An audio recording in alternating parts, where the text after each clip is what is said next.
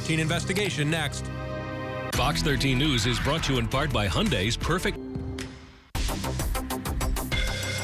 You know what we're doing here? We're all giving away personal information most of the time without giving it a second thought.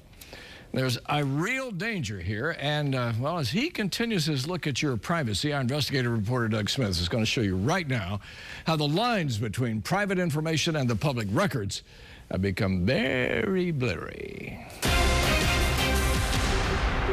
I want all his phones, his BlackBerry, his apartment, his car, bank accounts, credit cards, travel patterns. I want to know what he's going to think before he does. Agents desperately tried to track Jason Bourne. In real life, Bob Mazur had access to the same kind of information. I lived a double life for years. To my friends, I was Bob Mazur, a federal agent.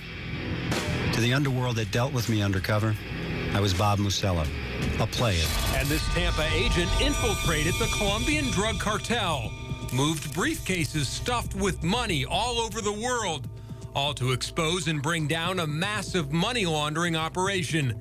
That's him with the beard next to the private jet. His undercover life, now a book called The Infiltrator, will soon be a Hollywood movie. I've committed more crime than many people sitting in prison for the rest of their lives. The good news is I was authorized to live that life of crime by the U.S. and several other governments. Still cautious, he doesn't want us to show his face.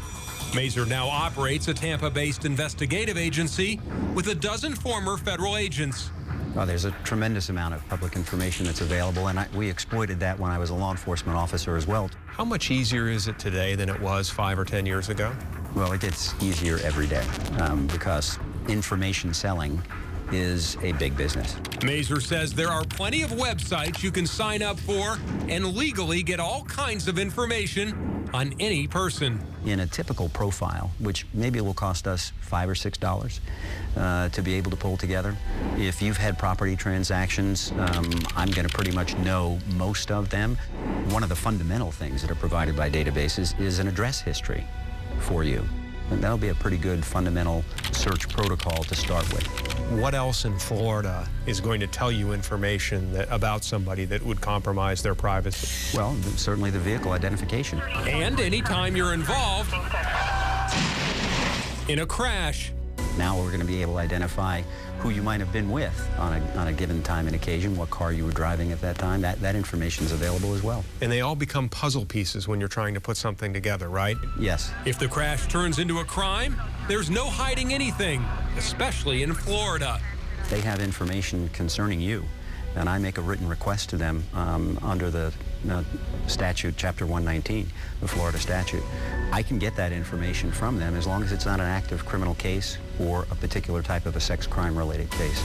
And so that information is readily available. You have no choice.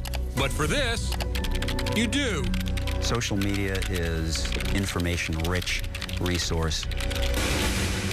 Well, you've heard it before. I'll say it again. Be careful what you post. Once it's out there, it's like trying to put toothpaste back in the tube. And when you enter those giveaways, John, those birthday clubs, they want all your information and your phone number, especially your cell phone number. Don't do it. I mean, that's like gold bars to companies out there. That's how valuable a cell phone number is. That toothpaste analogy doesn't work anymore. You know, it's a syringe. You know?